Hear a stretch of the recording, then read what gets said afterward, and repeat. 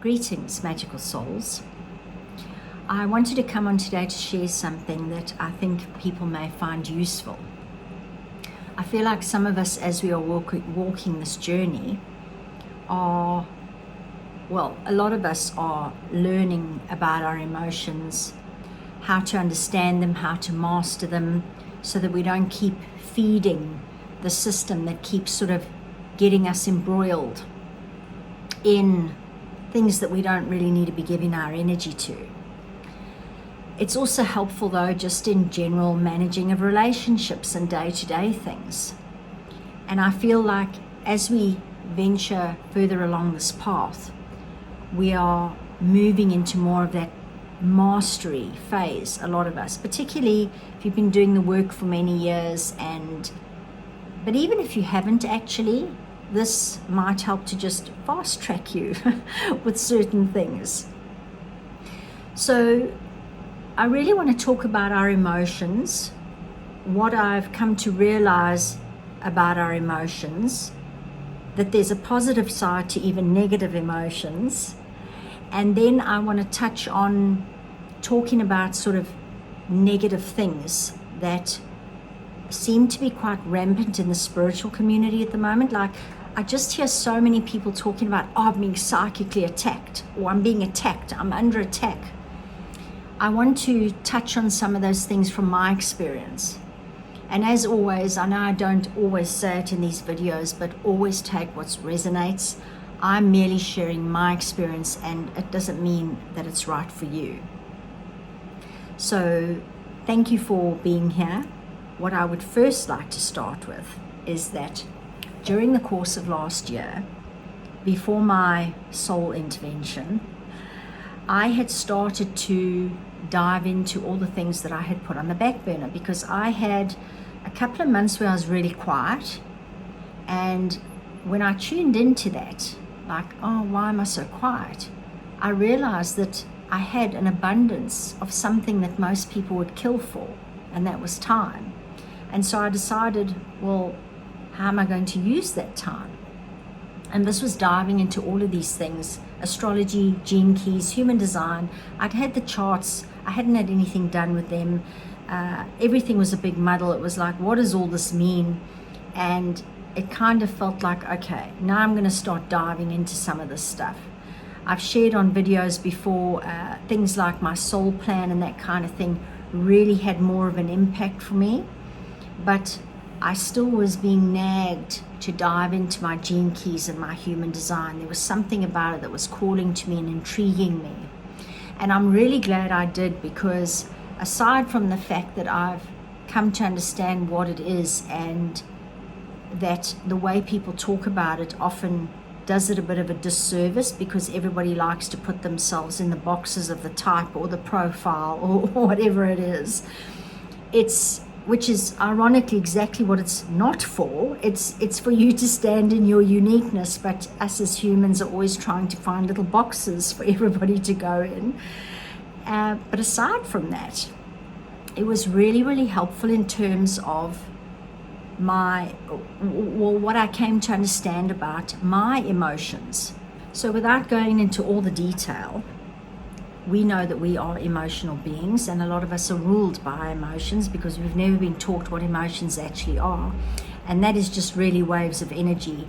And our state of being at the time that we receive said wave determines whether we receive that as a negative or a positive experience. What I didn't realize is that certain types in the human design, we all have waves that we go through, but some of us actually have quite a few waves. And some of the waves are like this, and some of them are very high highs and low lows.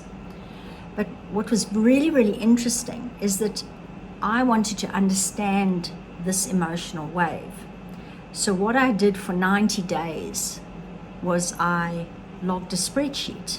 So I created a spreadsheet just with a date, my energy level physically, my mood, which was emotionally, where I kind of was spiritually. So am I getting downloads? Do I feel disconnected? Am I getting lots of ideas and insights, blah, blah, blah. And then there was a column for like, what had I been doing like the day before, the night before. So I would go, yeah, I slept well, or I got to bed late, or whatever it was. And then there was a column for notes. And what was really interesting is that I started the spreadsheet a week prior to my soul intervention, which is so funny, because for like 3 weeks, everything was just chaos. Everything was down in the dumps, what's happening. Anyway, it's really, really funny. It's quite interesting that I chose to do it then.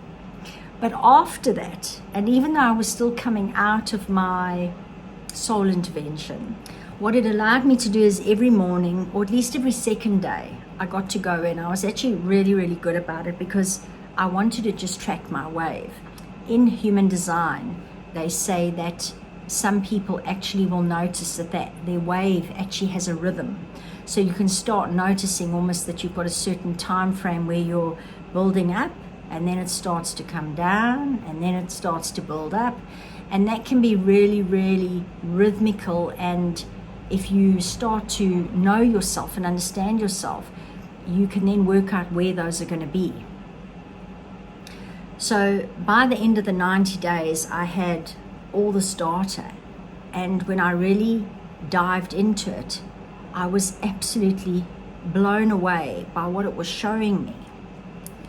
And that was what I think most of us would be thinking now, listening to me, that if my mood's low, my energy's low, and I feel like crappy, like not getting downloads, feeling disconnected, isolated, the universe has forgotten me, all of those kinds of things. That wasn't the case at all. I had a complete array of different sort of if they were almost like little bars on a equalizer, different ones going up and down and all over the show. What was really fascinating to me though was that on some of the days that my mood was low, some of those days I was getting my most potent epiphanies, insights, downloads, whatever it is that you want to call them. And I thought, wow, this is really interesting. And there were even days where I had high energy and low mood, or high mood but low energy. There would be days where everything was high, but I was not feeling really connected. So it's really, really, really interesting information to actually gather. And obviously this applies to me, and other people might be different. But when I started to really look at how powerful some of the low mood days were, I suddenly realized, but this is obvious, because we always talk about the tortured artist. So we all know those people who are brilliant musicians, artists, performers, whatever it is. Some of their greatest works, poetry, art, music, is created in almost that state of melancholy, where they are in the low mood, because their most beautiful, heartfelt works are produced from the place where maybe their heart is broken, or they're in this low state, or they're questioning why they're here. And I've always known that, but it really, really landed for me. It was like, wow. And then so leading on from that is, I think some of us fear our low moods, and we go, why am I down in the dumps?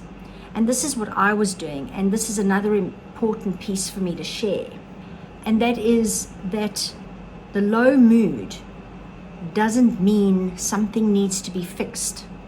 So previously in low moods, previously to doing this into my soul intervention, if I woke up and I was in a low mood, something's wrong, something needs to be fixed. Let me go journal 40 pages because I've got shadow work to do. Like, I must need some healing of some sort. And what this has made me realize is sometimes you're just in the dip of that wave. And all you actually have to do is be present and go, okay, I'm having a low day. what else can I do? Or maybe I'm just going to sit here. Maybe I'm just going to sit here and stare at the wall.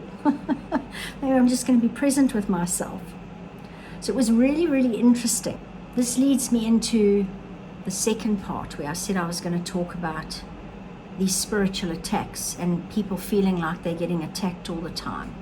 And I just want to say from the outset of this that external entities, I'm talking about external to us, absolutely exist. We know, and I've spoken about this before, that if you have a negative thought for long enough, that thought can take on a form. That's what a thought form is. And then that is an entity of our creation, and then it feeds off all the negative thoughts that we have. That's what energizes it. There are also other external entities, obviously. However, what I also learned during this soul intervention, looking at the waves, coming out of it, just the timing of everything that I was tracking, is that sometimes what feels like a psychic attack, like it feels like something that is coming at you that you are not familiar with, is sometimes just the shadow rising. And this is, I think, it's finally dawned on me why that saying of know thyself is so important. Because when you know yourself and you know your own energy and you have been doing the work and you kind of know your shadows and you've spent time trying to integrate them and, still working on them, this doesn't end. But it's fascinating because some of the shadows that rise up, you obviously are not aware that they're there. I mean, that's what the whole purpose of this is. And as they sort of rise up and you can integrate them and welcome them back, because they're a part of us. They're not meant to be shunned and discarded and kicked to the curb and naughty shadow. No, they're a part of us. They're simply the repressed and unseen, unheard, unloved parts of ourselves. And they generally got squashed down largely during childhood or during traumatic experiences. So the shadow is not bad. The shadow just is needing, we actually transmute our shadows with our light. So it was just really interesting for me because I had a couple of these experiences where in the past I would have thought, I'm under attack. And all of a sudden it was like, but this is a part of me. This is something that's bubbling up, and sometimes even in dreams where they'd be quite scary. And then I'd look at them the next day and I'd go, well, that's really just showing me X, Y, and Z, and that makes sense. And so it's almost like when you can stop being emotionally invested so much in all of the stuff that's going on around you and even within you, you start to really be able to come into that observer mode, or the looker mode, as I like to call it. I always say, if the body's the computer and the brain is the software, then there is a looker behind, like I'm sitting here operating behind this equipment at the moment. So the looker is the bigger part of us, our soul, our higher self, whatever you want to call it. So the more you can almost detach from being in the drama of your emotions and you can start to understand it, the more easily it is to keep going into this looker mode, which is actually just the real you, because you are not this. This is the interface that we use to that the looker is using to interface with this 3D world. But this is not the looker. This is not the real you. So I wanted to make mention of that because I feel it's important. If we're going to move forward in this place of self-responsibility and understanding our part in all this, and we perpetuate the systems and etc., we take accountability for our shadows, for the things that we may have done when we didn't know any better. And again, there's no judgment, and it's just to receive and work with and integrate all of these things until we can clear them and almost like bring ourselves back into a little bit more harmony. Maybe clear is the wrong word. Bringing back into harmony, let's use that word. It's really important that we stop going, oh, that is attacking me, that is doing that to me, that to me is no different to blaming somebody else for a fight that you're having in a relationship, because we now understand that a lot of the time we're projecting. And so that was the other thing with this, is that what if we are projecting our fears, and if the universe is kind of whatever we believe to be true, and if we're creating our reality. So if we, there's that saying, what you fear the most, you draw towards you. So if we are, whatever we are projecting, the universe is mirroring back to us to show us that that is true. So if we are projecting those fears, when that comes back, does that feel like a psychic attack? And as I say, I'm not saying there's no such thing as a psychic attack. I just don't believe that it's every 5 minutes like everybody is saying it is. And so it's that whatever we project, whatever we're scared of, and if we don't know that it's a part of our shadow, something that's bubbling up in our psyche, if we're not aware of it, we don't know ourselves, we might think that that is something external when it's actually just our own stuff bubbling up for integration. That ties in also with, if people believe that they can be cursed, that they're being psychically attacked, that all these things are happening to them or being done to them by other people, then that's really what their reality is going to reflect. They're going to get cursed. They're going to have these things because that's what they believe to be real. Remember, we're all kind of living in our own reality and in this collective reality, but our experiences are quite personal.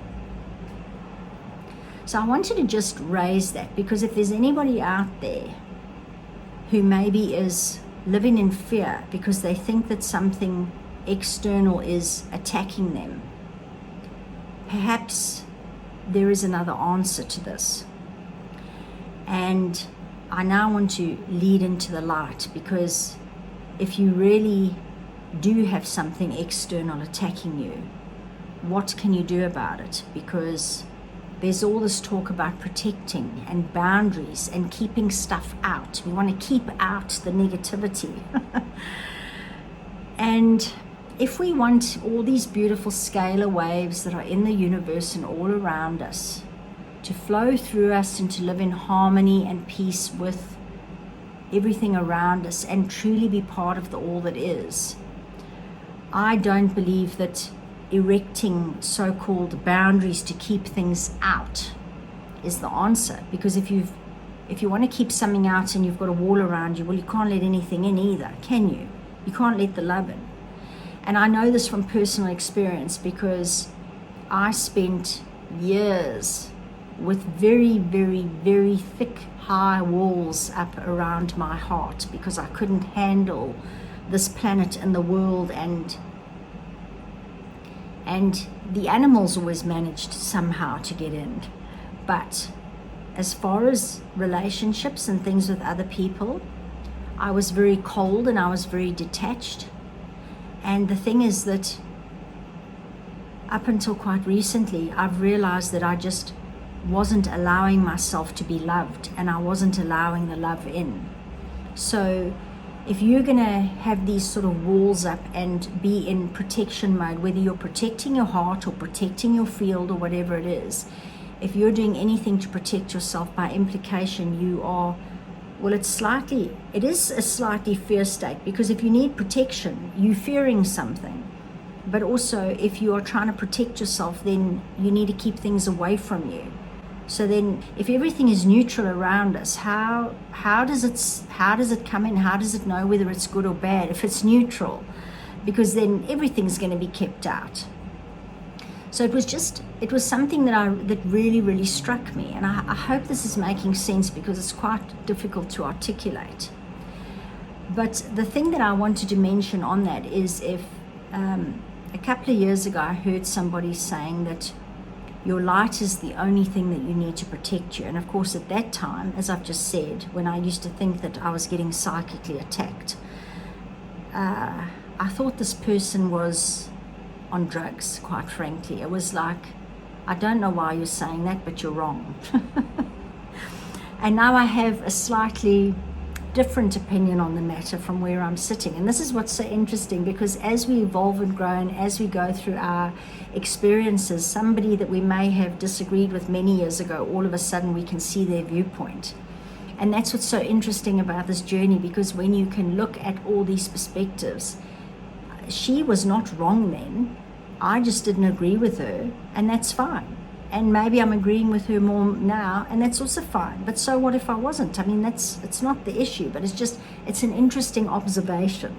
When I used to do my hypnosis, I used to remove entities.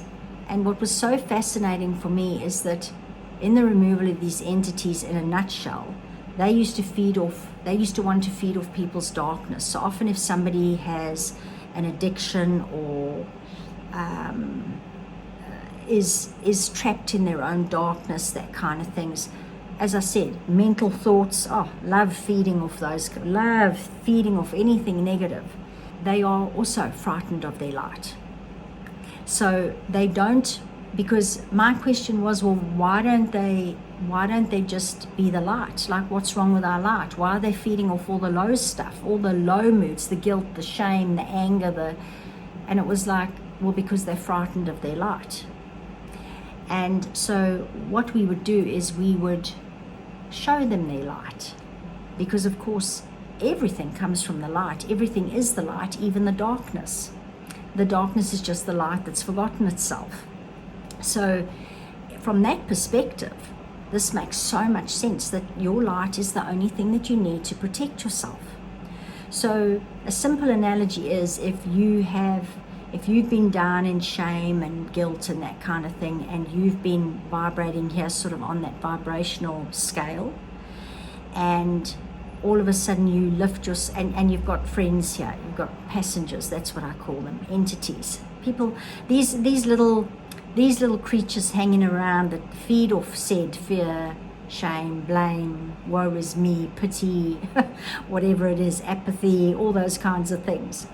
And then all of a sudden you go, I want to clean up my act a bit. I'm going to start meditating, I'm going to start exercising, I'm going to get out of this victim mode. And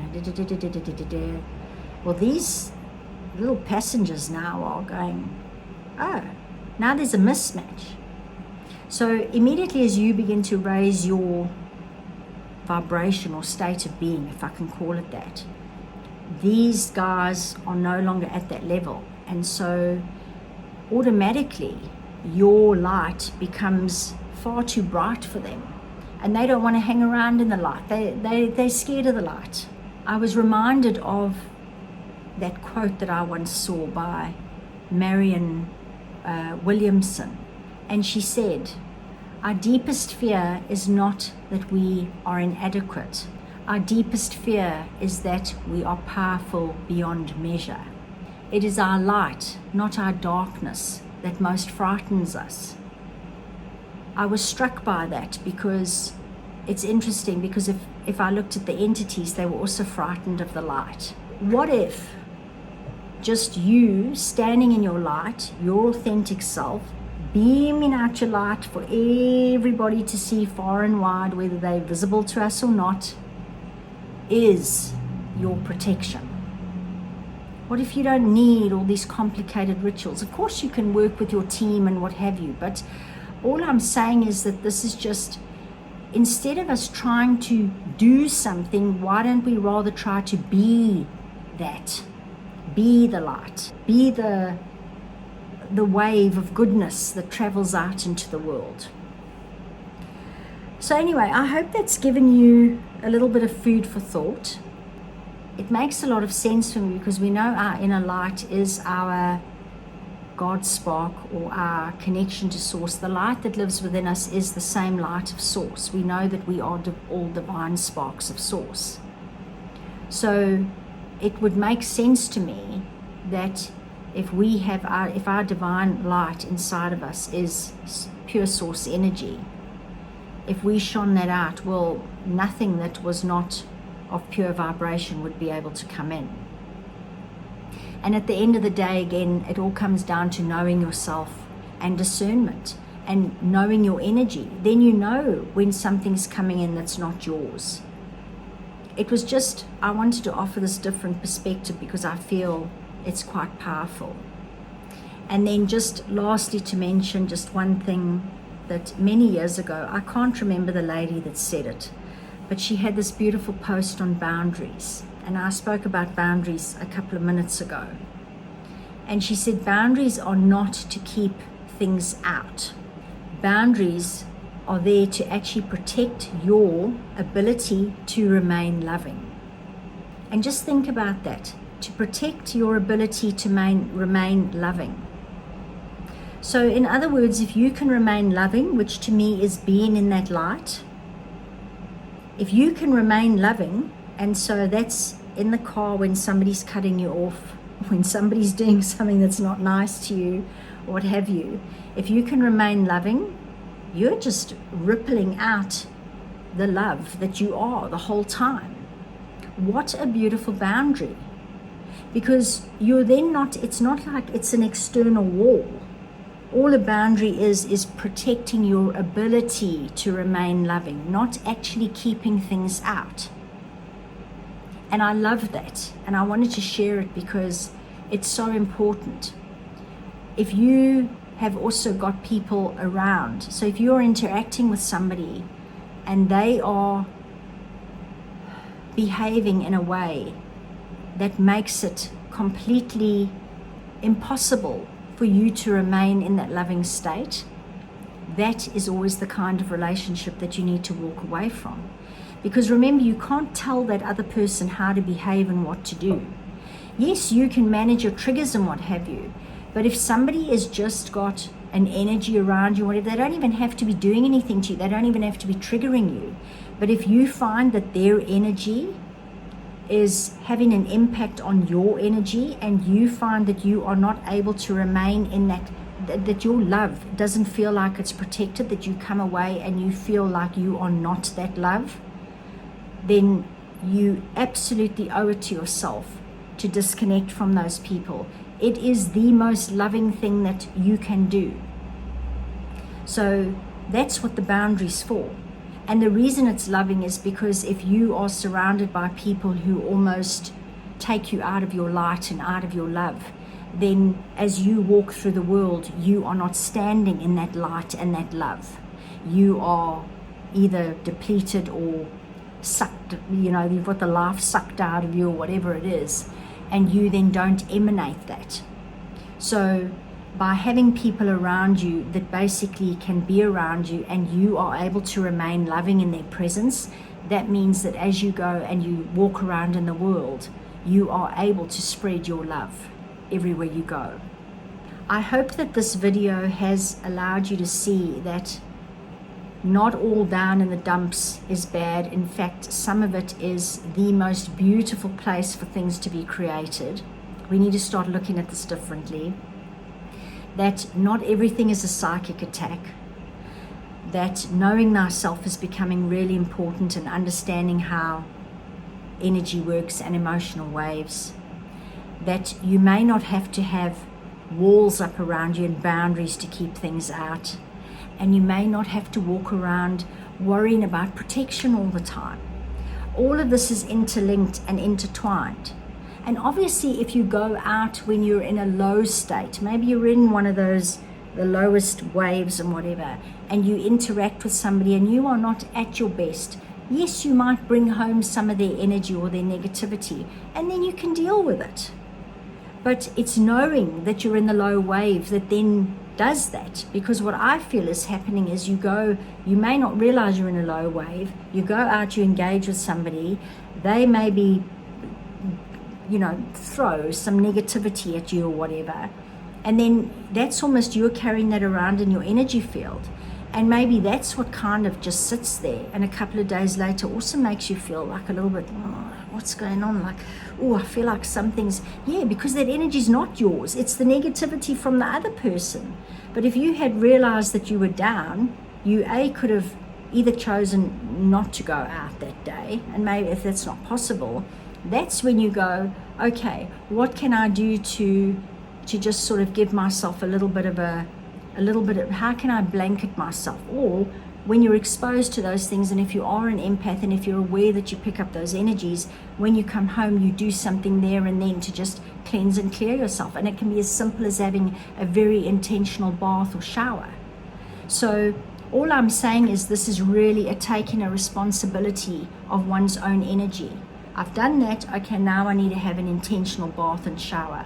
Oh, I was like that. I'm in my low wave. I've been in the office today. Okay, I'm going to need to do a couple of things. If my wave's going to last, 24 hours or 3 days or whatever it is, I need to be mindful and just step up my practices for the next couple of days. But the rest of the time, baby, your light is shining. So I hope that's been helpful. And as always, I'd love to know your comments and your thoughts. They are most welcome. And so thank you so much for watching if you are still here, and wishing you a magical rest of your day wherever you are.